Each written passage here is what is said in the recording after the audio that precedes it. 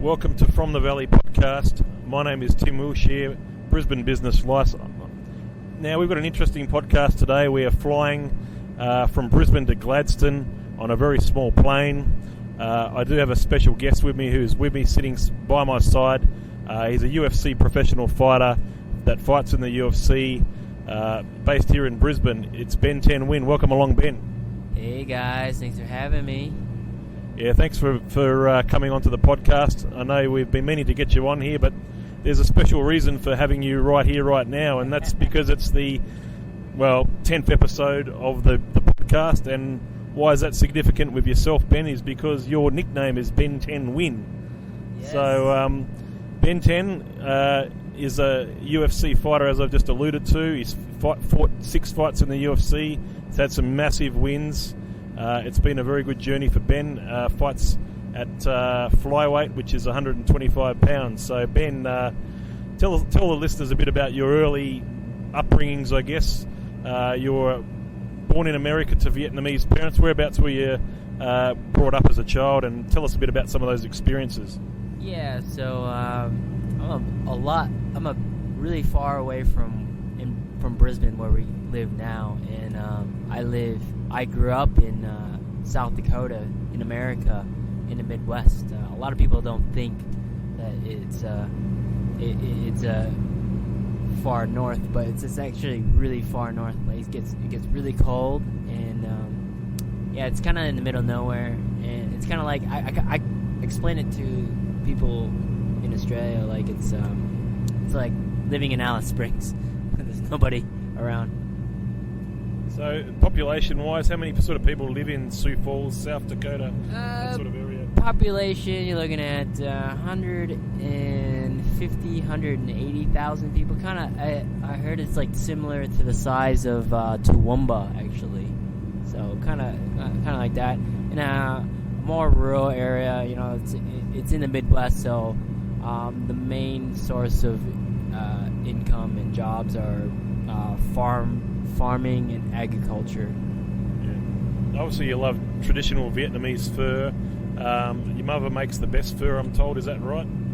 My mom makes the best fur in the world. All right, and that's all there is to it. I've had a lot of fur. I'm a fur connoisseur. I've been to Vietnam.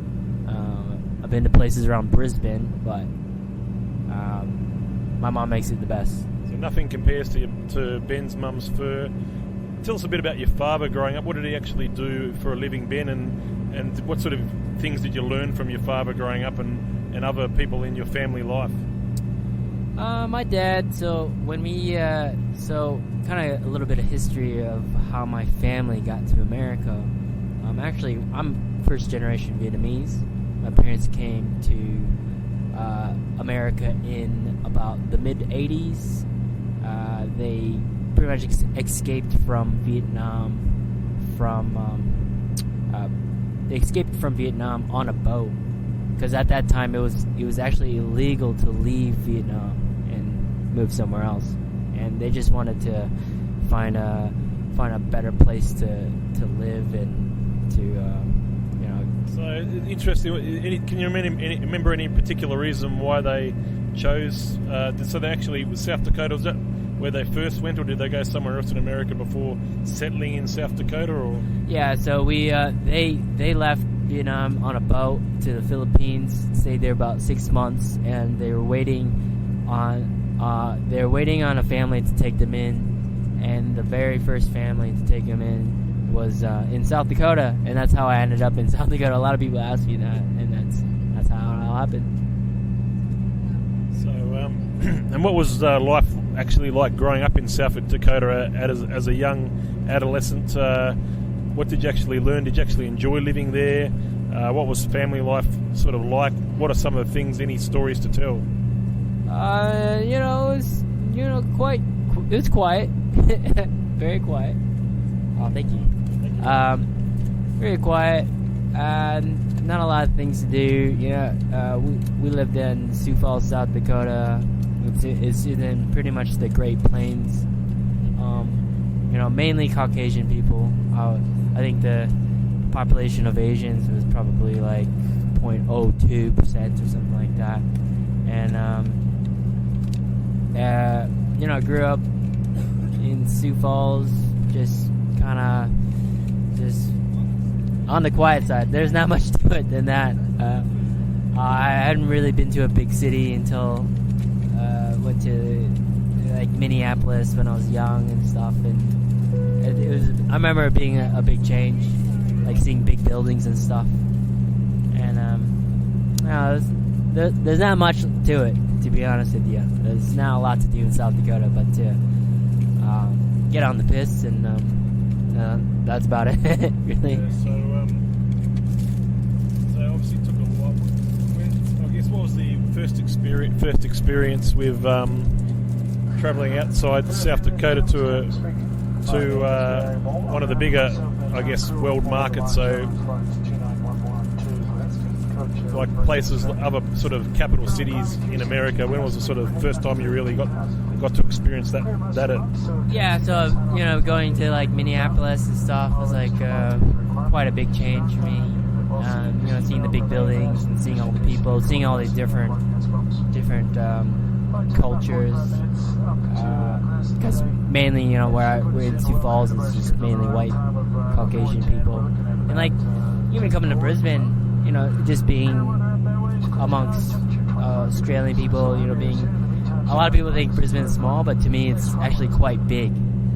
Yeah, it can be like a small town, Brisbane, but I guess the other part of growing up was, did you sort of experience anything such as, obviously a lot of people when they grow up as teenagers and that, and even getting before they were a teenager, you go to school, get out and about, and you get bullied as a child and stuff like that. Did that sort of happen? Is there any sort of experiences that you had where you felt that? So that's kind of a big story there. In middle school I got bullied as a child, and I got my mom put me into Taekwondo when I was 12, and that's kind of how my martial arts career started.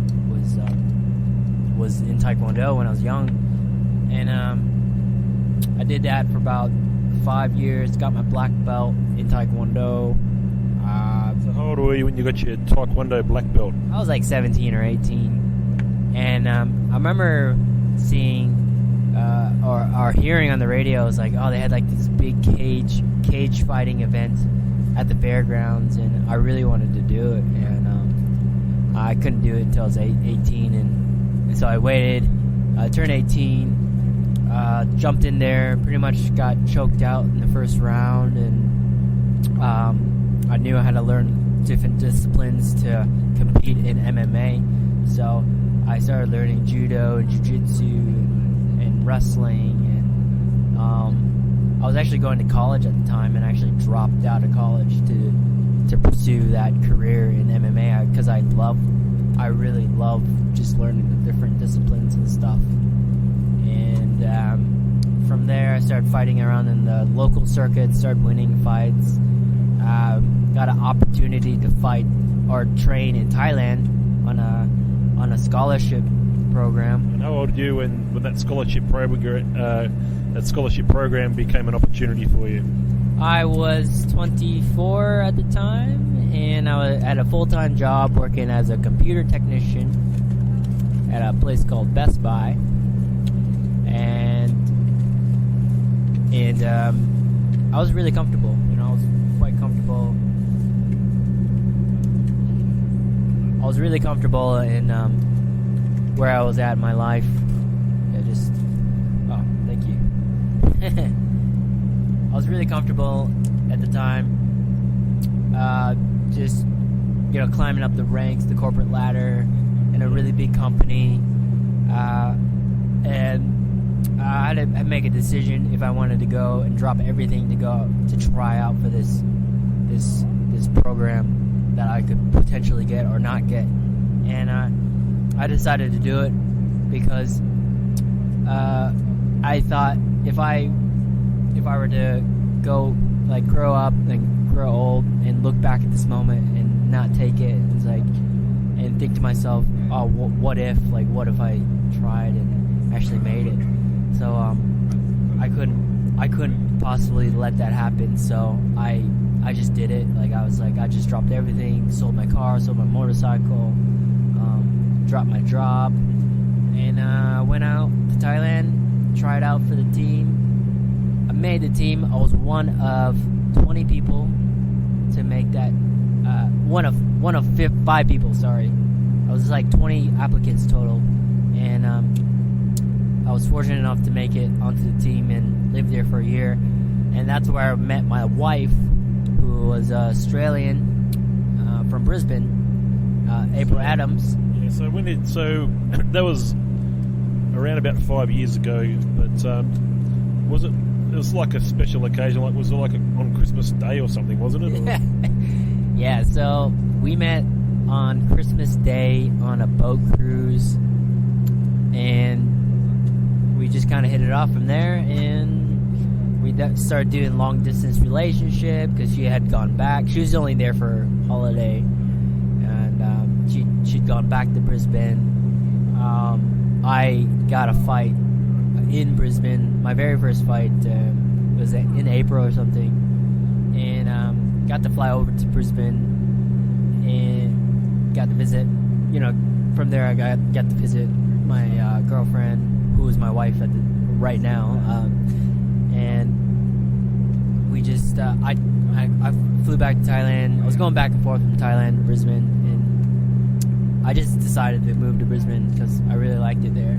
Because I thought the people were really nice, and it's a really good story that how you guys met, you know, and it was a fairly instantaneous thing where, you know, it was just one of those instant attraction sort of things, I believe, and when those sort of things happen, they happen, and they happen for a reason. So it's a great story, and certainly one that you'll be able to always tell all your kids and friends, and, you know, that sort of stuff. So so obviously it was a big bold move then for a, you know, young man like yourself to take the plunge, but you felt comfortable in Brisbane. You felt like that was your home away from home, and it was, you didn't really, I mean, obviously you would get homesick from your mum's fur and that sort of stuff, but yeah, definitely. You know, I think you're home away from home, really, and then now it is your home, I guess. Oh man, not only like meeting my wife in Thailand and coming to Brisbane and stuff, like I found like my best trainers that I ever had in my entire career right here in Brisbane.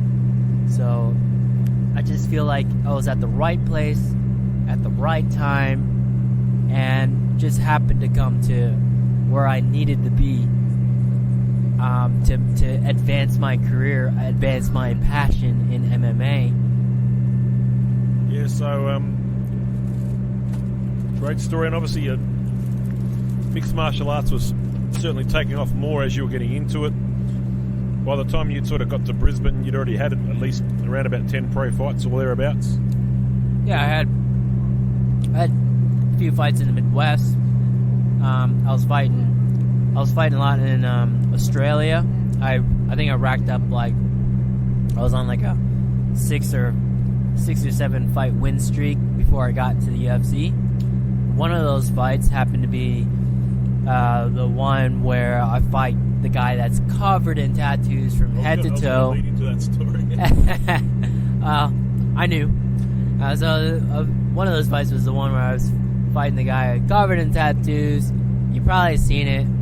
It's viral on YouTube, Facebook, you name it. Tell us a bit about it. So Jules the Jackal. This guy was some sort of nitro bantamweight champion at the time.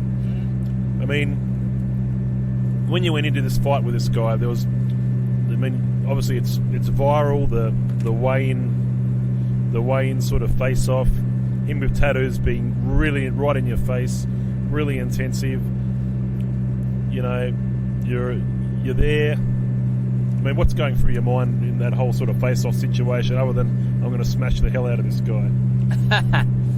So he gets into my face straight away at the weigh-ins, you know, as you see in the video, and he like gets really close to my face, and like he's actually like headbutting me almost, and he does like I was like, is this guy serious? Is this guy for real?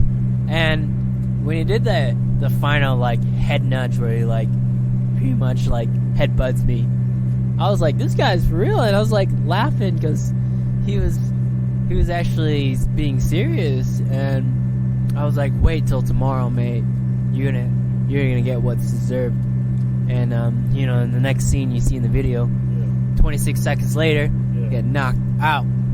Yeah, and that's an amazing part of that video. I mean, had you seen this guy fight before, Jules, at all before this fight? Did you sort of know what his weaknesses were, what did you know about this guy going into that fight? So going into this fight, we knew he had a big right hand, big haymaker, right? Big haymaker from down under. But we were planning on wrestling him actually. So I was learning I was practicing my wrestling the entire time for this camp. But when he when the bell rang and first round started, he got so close to me, and I just knew I could just hit him like without trying. I just reach out and hit him, and so I did. So I started tagging him and stuff.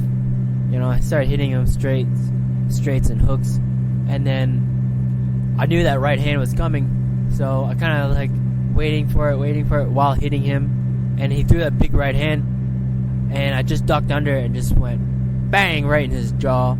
He goes down. I deliver like 10 or 15 more strikes before the ref pulls me off, and the fight's over. Yeah, and not too often you land 25 strikes in 25 seconds, but that's pretty much what happened. Yeah, that's pretty much it, and a lot of people were very happy. People were doing backflips out in the stands, I heard. It was a good instance of instant karma. I mean, he looked like he was the bully, didn't he? He was sort of, trying to be the intimidator. I'm going to bully this young, small guy, and then he got his just dues at the end of the day. So definitely, I mean, can you remember how long after the fight did that actually take before it was viral? It took about a couple years. I think that fight actually happened in 2014, I like to say. So it didn't go viral until like 2015, like 2015, and it took a while. And when it did go viral, a month after, I got the call up to fight in the UFC Adelaide, the very first one, as a last minute replacement for a flyweight fight. So just with my win streak, with that viral video going around, I think. And being in Australia at the time, like I was living there, I just happened to be at the right place at the right time, and have the right circumstances to be able to make my debut in the UFC. So, with the first fight in the UFC in Adelaide in sort of mid 2015, the Hunt versus Miocic card, how much notice did you get for that fight, and did you know much about your opponent going in? We had about 6 weeks, so it wasn't a quick turnaround, but it wasn't a long one either. We knew he was a really good wrestler. His name was Alptekin Oskalic.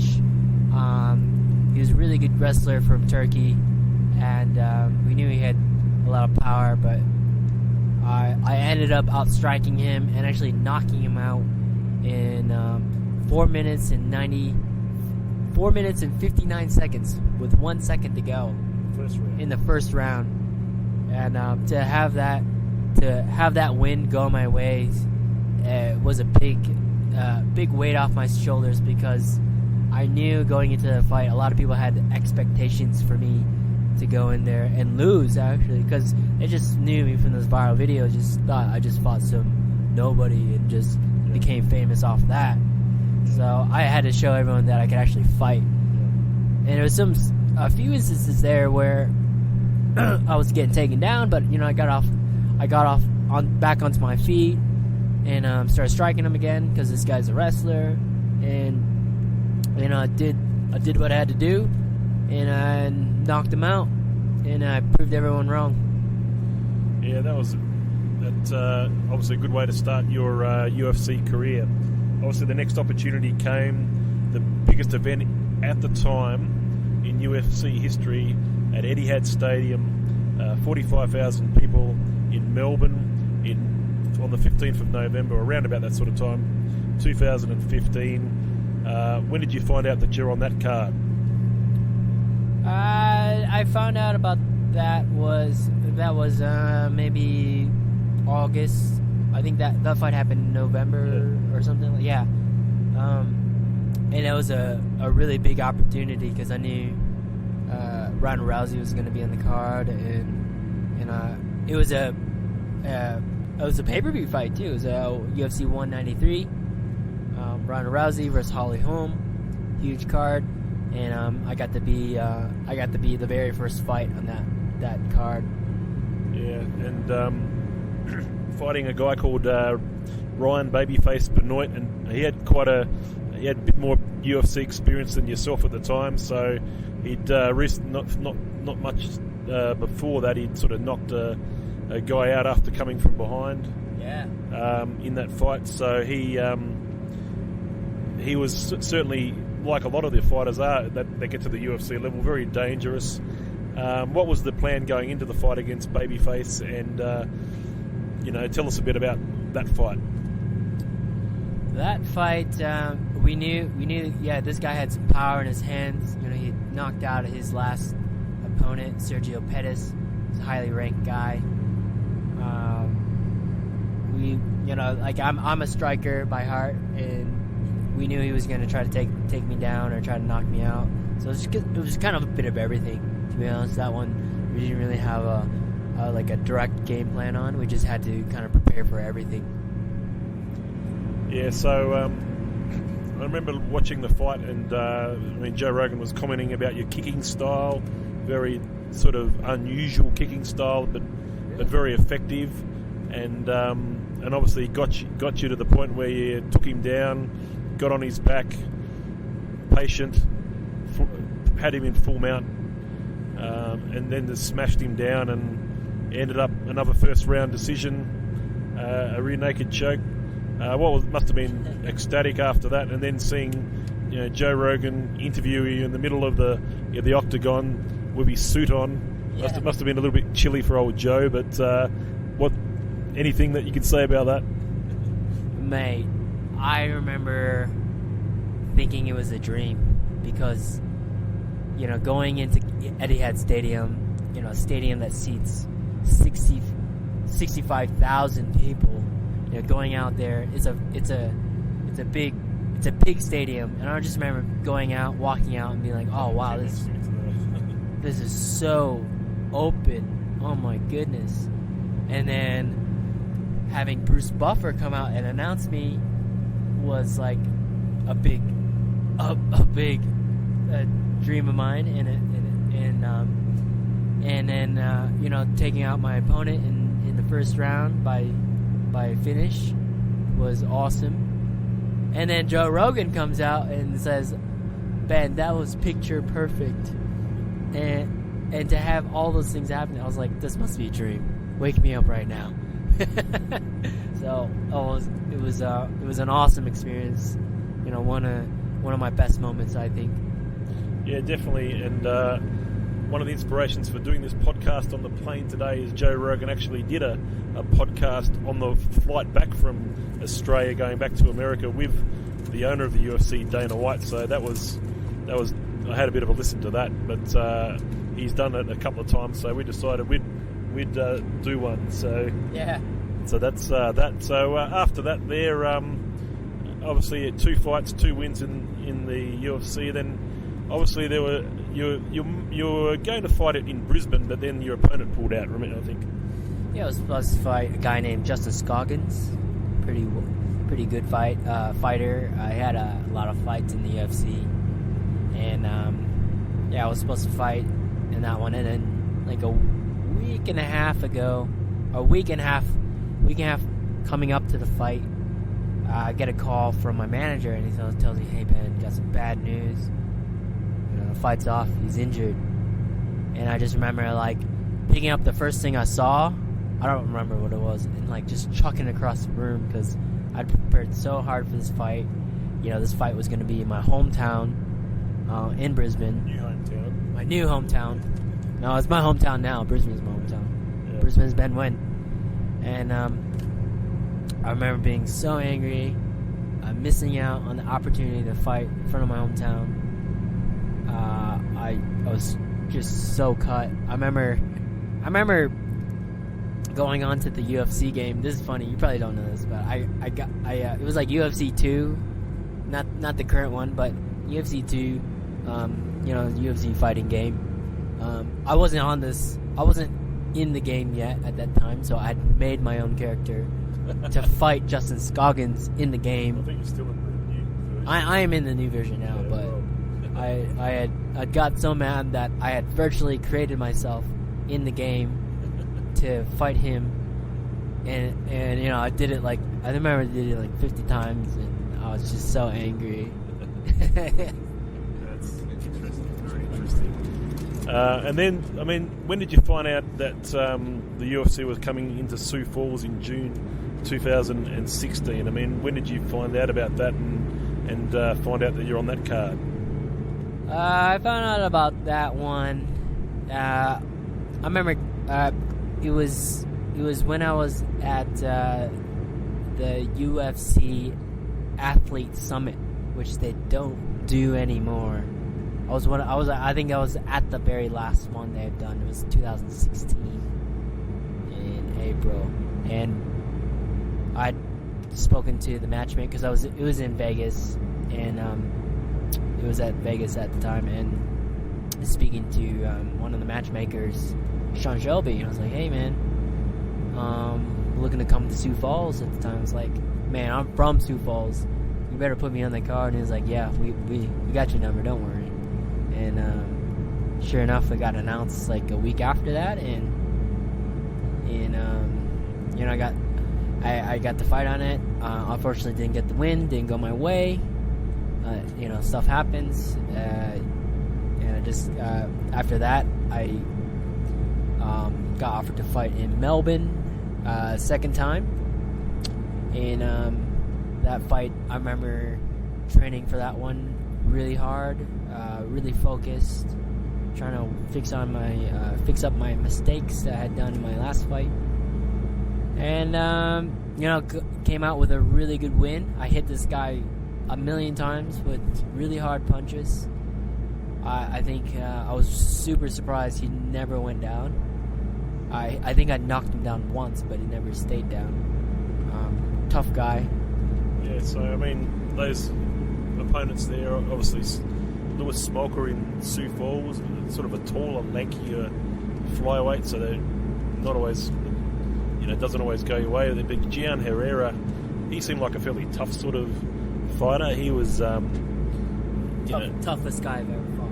He's like a different sort of fighter, but he was definitely tough, and you know, did quite a bit to cause you to fight at your peak, in my opinion. Yeah, sort of, you know, you're getting there as the peak of your powers. Yeah. So it was a very good win. The only fight in your career that's in the UFC career that's gone to a decision, actually. Yeah. But that was an impressive card as well. And then obviously after that, the next sort of opportunity to get back into the octagon. I remember the Auckland card, June 2017. Tell us what you thought about Auckland as a place, and your opponent changed for this fight as well. Auckland as a place. So it was my very first time in New Zealand. I'd say, you know, coming from America, not that much difference from America or Australia. You know, kind of eat the same type of food. Currency is a little bit different, like kind of the same, but kind of different at the same time. Not that much different, to be honest with you. I think I said in one of my interviews, I'll say it again. I said in my interview at the time, Auckland was a shitty Melbourne. Sorry for the language. Is that okay? Is that appropriate? Yeah, we've got explicit ratings on this podcast. Okay. Yeah. So that's what I said. I don't know why I said it. Yeah, I don't know why I said it, but yeah, Auckland was cool. I really enjoyed it. Very hilly. Really, it was a struggle for me to go up and down the hills. I don't know. Were you there? Yeah. So your opponent for the Auckland fight was a guy who just won the Ultimate Fighter at the end of 2016. Tim Elliott. He actually had a fight with the champion Mighty Mouse, one of the goats, I guess, of mixed martial arts. Went the distance. So you went into this fight. You had Joseph Benavides was the original opponent. He pulled out, got injured. But this was a fairly good type of opponent replacement as well. A guy that sort of, I guess, once you win the Ultimate Fighter, you're fairly highly regarded. So it was definitely a fight that we always put a circle around the card and say this would be a very good fight, and that was one that everyone was certainly looking forward to. And we thought that most people would think that type of fight would be a back and forth affair and it would probably go the distance. It's probably after Tim Elliott had sort of done that with DJ and also with one of the other opponents. So, but that wasn't the case. The fight sort of went a bit different to that, didn't it? Yeah, so we were expecting a war with Tim Elliott. He'd gone 5 rounds with the champion, and I remember going into it almost shooting myself. Why were you shitting yourself against Tim Elliott? Dude, Tim Elliott he's dangerous dude, man. He goes in there and just cleans people up. Like, you saw him in Ultimate Fighter, he would just go and just put on submissions. There was some really good flyweights in that season. Some really good talent in that season. And he'd destroyed these people. He'd gone through them like they were like a hot knife through butter, almost. And so where did you see an opportunity to get something against this guy? Tell us. How did the fight eventuate? You started on the feet. So yeah, we had gone in there. We did some research on Tim Elliott, and we saw one of my trainers, Steve Compton, actually. He noticed that Tim Elliott loves to dips his head to the right a lot. So my trainer Steve, he told me, man, we're gonna be throwing a lot of left kicks. And the very first kick that I threw, I think it was the very first seconds, I hit him with a left kick that rocked Tim Elliott. And from there it goes downhill for him. He tries to throw me onto the ground. I kind of reversal him and roll him back over. I take his back, and then I start choking him out, and the fight's over in less than a minute. And I was fortunate enough to get the $50,000 bonus from the UFC for that, and really helped me out in the next couple of years. I mean, that definitely sort of elevated your career, that fight. I mean, obviously some of the other wins were huge, but at the time it was like 49 seconds. This is what happens. It's huge. So it sort of puts you right into the top 8 in the flyweight ranks in the UFC, and that's exceptional. And obviously you got some big fights ahead of you after that fight in the UFC. So as a result of that huge win. So obviously we've got a fight coming up in Adelaide that's booked for December 2, a guy that's fought both the current champion and the previous champion, so Wilson Hayes. Obviously in between we had Perth, and obviously a bit of a setback unfortunately in Perth. Tell us a bit about, I guess, after the Tim Elliott fight, where things are sort of gone. So after the Tim Elliott fight, I had a fight with Jussier Formiga in Perth. Didn't go my way. I got caught with a spinning back fist in the 3rd round, and a lot of people saying I was winning that fight. I don't know. What do you think, Tim? Do you think I was winning? Yeah, I mean, being on, I know it's fairly biased, sort of being a very good friend of yours, but when when you're scoring fights in the UFC, the number one thing that they do score on when they're looking at, okay, who's winning the battle, and that is the striking. So that's the first thing the judges, they should look at. So if you look at the first 2 rounds and the striking,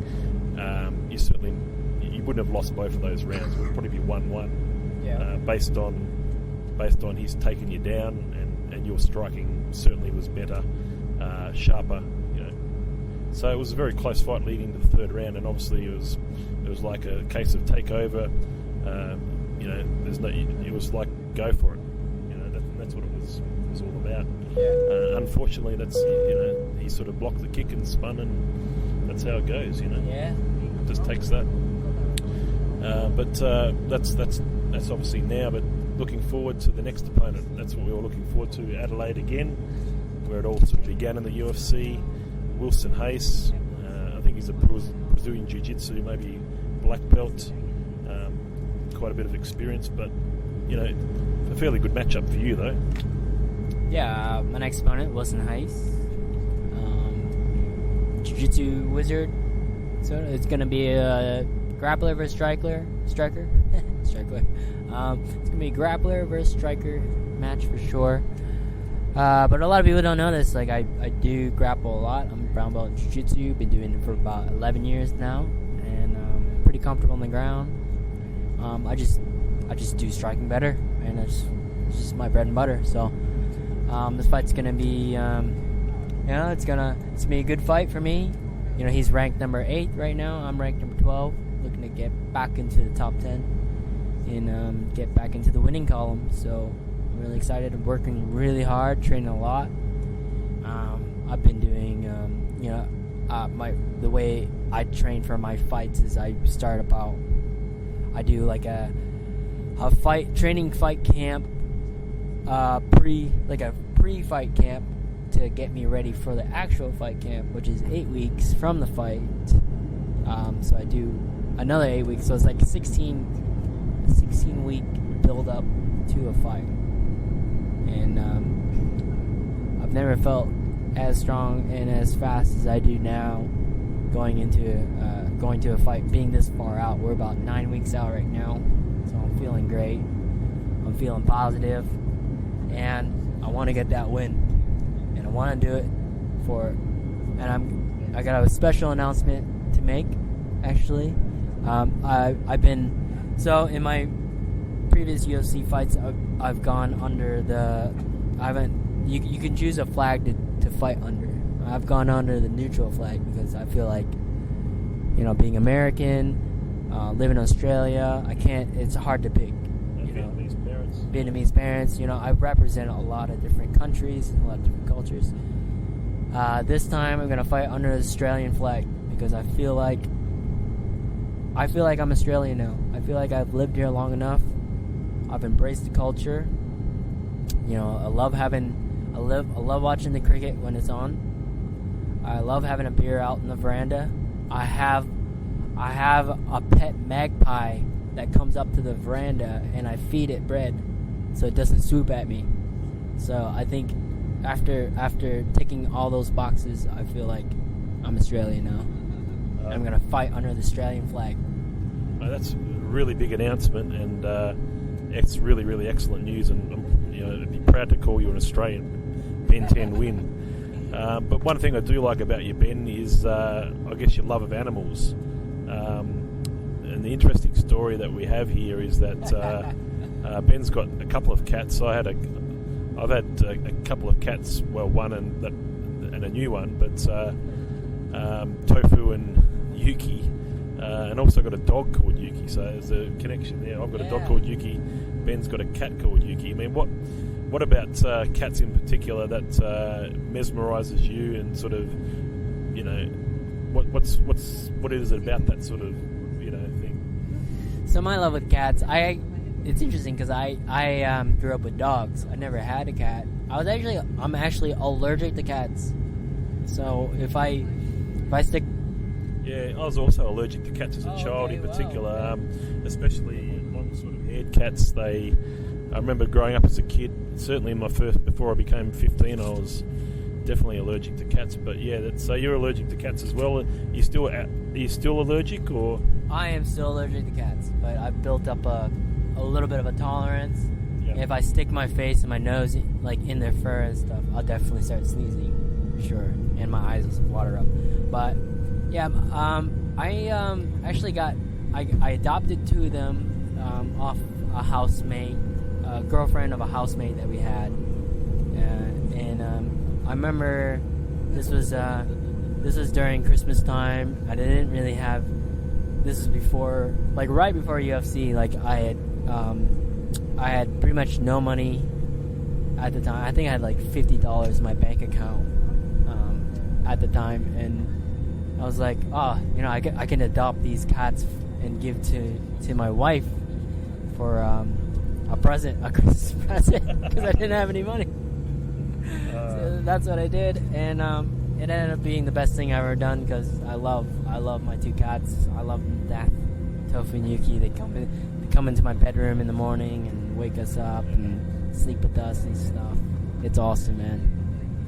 Not far from landing here from Gladstone. It's gone very quickly, this trip, that is for sure. But Ben, certainly, if you're a business that needs someone to promote your business, Ben is certainly very good at that as well. He has a great history with companies like Austral, Honda. Obviously, he's helped us at Confidential Tax and Business Services, so he's certainly can be able to promote stuff. So tell us a bit about what you can do for businesses of Brisbane. Yeah, so for businesses, I like to be an ambassador for them on social media. So I've got quite a big fan following on social media, Instagram, Facebook, Twitter. My Instagram handle is Ben10MMA for all those platforms, and so I get a lot of exposure to the public, to my fans, mostly through in Australia. A lot of my fans come from Brisbane and stuff, so I like to support local businesses, and businesses like to help me out, and I like to help them out. So like I usually put up like a nice photo of me with the product or whatever service, and gets a lot of likes and exposure that way. So, and my thing is, like, if I can't help the business out, like, I'm most likely not gonna take the partnership, because I like to I actually like to help those businesses out. It's got to be a two-way street. So yeah, no, definitely needs to be a two-way street. But no, we certainly enjoy you coming along to all the Valley Chamber of Commerce events. They're great events, and certainly met a lot of contacts there. We went to a meet and mingle only last night, winning appliances. Winning appliances? Or was it winning? I forget. It's winning appliances. One of the best ones for sure. And you said that what are some of the things that you like about the Valley Chamber of Commerce? I really like the Valley Chamber of Commerce because everyone is really friendly, really open to talk to anybody. So if you walk in, go up to a group of people, they will automatically start talking to you, asking like, what's your background, like who you are. They really want to know what you're about. And I think it's really a friendly atmosphere. To be honest, like everyone's there having a good time, having some beers, having some good food, and really enjoying everyone's company. So I'm really grateful to be a part of the Valley Chamber of Commerce. I love going every time. On behalf of Captain we certainly love having you there. I think we'll probably wrap this podcast up now. That's been From the Valley podcast, Brisbane Business Life, professional athlete edition of the podcast. Thank you very much, Ben 10 and Nguyen. We're going to have a great weekend up here in Gladstone, supporting a local MMA event, Aftershock 30. Also, Damien Brown will be here as well. And we look forward to seeing about 12 fights tomorrow night. We probably Ben and Damien will certainly be on the commentary team and also helping out with the events along the way. So it's been a fantastic to do something, I guess, that hasn't been done too many times, podcast on a plane, but our inspiration, as you know. So thank you very much, Ben, for this. It's been great, and I can't wait to hear it back. Yeah, thanks for having me, Tim, and thanks for supporting me throughout this journey. And it's been a pleasure and an honor to be able to be on your podcast. Thank you very much. No worries. Thank you very much. And